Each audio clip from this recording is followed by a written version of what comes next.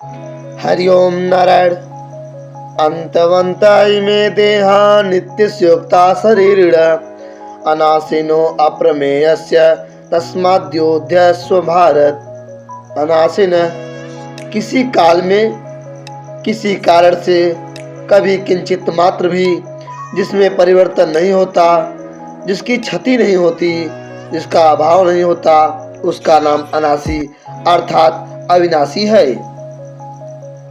अप्रमेयस्य जो प्रमाण का विषय नहीं है, अर्थात जो अंतकरण और इंद्रियों का विषय नहीं है, उसको अप्रमेय कहते हैं। जिसमें अंतकरण और इंद्रियां प्रमाण नहीं होती, उसमें शास्त्र और संत महापुरुष ही प्रमाण होते हैं। शास्त्र और संत महापुरुष उन्हीं के लिए प्रमाण होते हैं जो श्रद्धालु हैं। जिसकी जिस शास्त्र और संत में श्रद्धा होती है, वह उसी शास्त्र और संत के वचनों को मानता है। इसलिए यह तत्व केवल श्रद्धा का विषय है, प्रमाण का विषय नहीं है।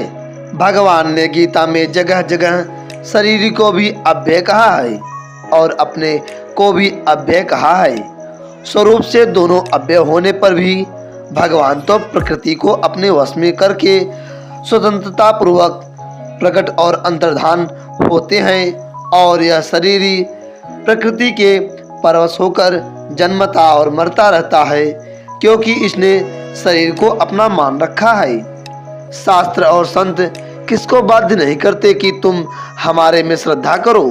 श्रद्धा करने अथवा न करने में मनुष्य स्वतंत्र है।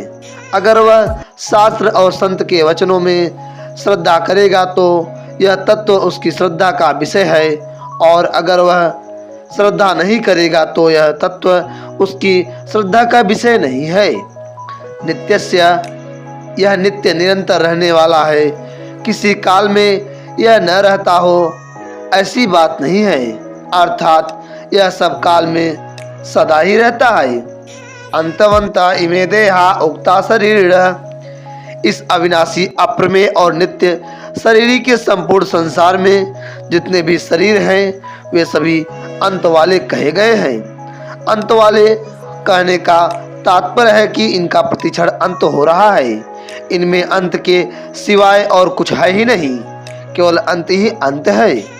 उपयुक्त पदों में शरीर के लिए तो एक वचन दिया है और शरीरों के लिए बहुवचन दिया है। इसका एक कारण तो यह है कि प्रत्येक प्राणी के स्थूल, सूक्ष्म और कारण ये 3 शरीर होते हैं। दूसरा कारण यह है कि संसार के संपूर्ण शरीरों में एक ही शरीर व्याप्त है। आगे 24वें श्लोक में भी इसको सर्वगत पद से सब में व्यापक बताएंगे। यह शरीर तो अविनाशी है और इसके कहे जाने वाले संपूर्ण शरीर नाशवान हैं। जैसे अविनाशी का कोई विनाश नहीं कर सकता, ऐसे ही नाशवान को कोई अविनाशी नहीं बना सकता। नाशवान का तो विनाशी पना ही नित्य रहेगा, अर्थात उसका तो नाश ही होगा। विशेष बात यहाँ अंतवत्ता इमे देहा कहने का तात्पर्य है कि ये जो देह देखने में आते हैं, ये सब के सब नाशवान हैं। पर ये देह किसके हैं? नित्य से अनाशिन है। ये देह नित्य के हैं, अविनाशी के हैं। तात्पर्य है कि नित्य तत्व ने जिसका कभी नाश नहीं होता, इनको अपना मान रखा है।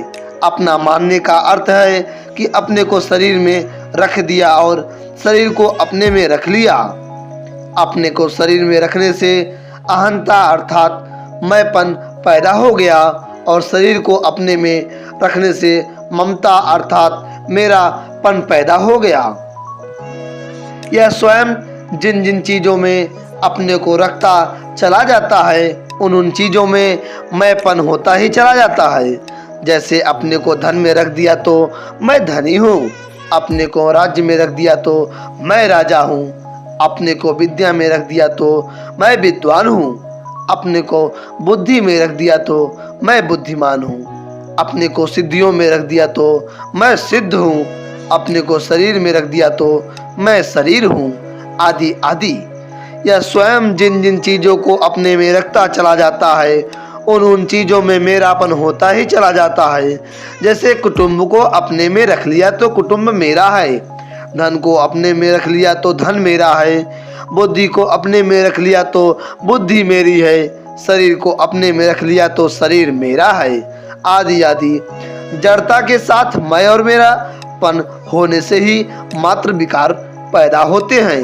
तात्पर्य है कि शरीर और मैं स्वयं दोनों अलग अलग हैं। इस विवेक को महत्व न देने से ही मात्र विकार पैदा होते हैं। परंतु जो इस विवेक को आदर देते हैं, महत्व देते हैं, वे पंडित होते हैं। ऐसे पंडित लोग कभी शोक नहीं करते, क्योंकि सत सत ही है और असत असत ही है, इसका उनको ठीक अनुभव हो जाता है।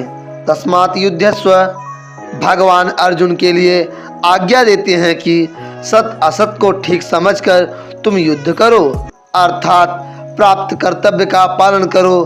तात्पर्य है कि शरीर तो अंत वाला है और शरीर ही अविनाशी है।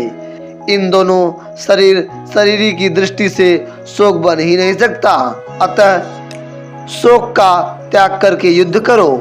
आरंभ में तो यह तत्व श्रद्धा का विषय है, पर आगे चलकर जब इसका प्रत्यक्ष अनुभव हो जाता है तब यह श्रद्धा का विषय नहीं रहता। यहाँ तस्मात् पद युक्ति समझने में आया है, अर्थात युक्ति समझ में आ गई तो अब युद्ध करो। इसी तरह गीता में तस्मात् पद का प्रयोग प्रायः प्रकरण की समाप्ति पर अथवा युक्ति की समाप्ति पर किया गया है। जैसे दूसरे अध्याय के 30वें, तीसरे अध्याय के 19वें, 8वें अध्याय के 7वें तथा 27वें आदि श्लोकों में तस्मात् पद प्रकरण की समाप्ति के लिए आया है, और दूसरे अध्याय के 25वें, 27वें, 37वें, 68वें तथा 11वें अध्याय के 33वें आदि श्लोकों में तस्मात् पद युक्ति की समाप्ति के लिए आया है। विशेष बात यहाँ 17वें और 18वें इन दोनों श्लोक में विशेषता से सत तत्व का ही विवेचन हुआ है, कारण कि इस पूरे प्रकरण में भगवान का लक्ष्य सत का बोध कराने में ही है। सत का बोध हो जाने से असत की निवृत्ति स्वतः हो जाती है, फिर किसी प्रकार का किंचित मात्र भी संदेह नहीं रहता। इस प्रकार सत का अनुभव करके निसंदिग्ध होकर कर्तव्य का पालन करना चाहिए। इन विवेचन से यह बात सिद्ध होती है कि सांख्य योग एवं कर्म योग में किसी विशेष वर्ण और आश्रम की आवश्यकता नहीं है। अपने कल्याण के लिए चाहे सांख्य योग का अनुष्ठान करे, चाहे कर्म योग का अनुष्ठान करे, इसमें मनुष्य की पूर्ण स्वतंत्रता है। परंतु व्यवहारिक काम करने में वर्ण और आश्रम के अनुसार शास्त्रीय विधान की परम आवश्यकता है। तभी तो यहाँ सांख्य योग के अनुसार सत असत का विवेचन करते हुए भगवान युद्ध करने की अर्थात कर्तव्य कर्म करने की आज्ञा देते हैं। आगे 13वें अध्याय में जहाँ ज्ञान के साधनों का वर्णन किया गया है, वहाँ भी असक्तिरन विस्वंग पुत्रदार गृहादिषु 13वें अध्याय के 9वां श्लोक में कहकर पुत्र, स्त्री, घर आदि की आसक्ति का निषेध किया है। अगर सन्यासी ही सांख्य योग के अधिकारी होते तो पुत्र, स्त्री, घर आदि में आसक्ति रहित होने के लिए कहने की आवश्यकता ही नहीं थी, क्योंकि सन्यासी के पुत्र, स्त्री आदि होते ही नहीं। इस तरह गीता पर विचार करने से सांख्य योग एवं कर्म योग दोनों परमात्मा प्राप्ति के स्वतंत्र साधन सिद्ध हो जाते हैं। एक किसी वर्ण और आश्रम पर किंचित मात्र भी अवलंबित नहीं है। परिशिष्ट भाव भगवान ने अपने उपदेश के आरंभ में गतासून मृत और अगतासून जीवित दोनों प्राणियों को अशोच्य बताया।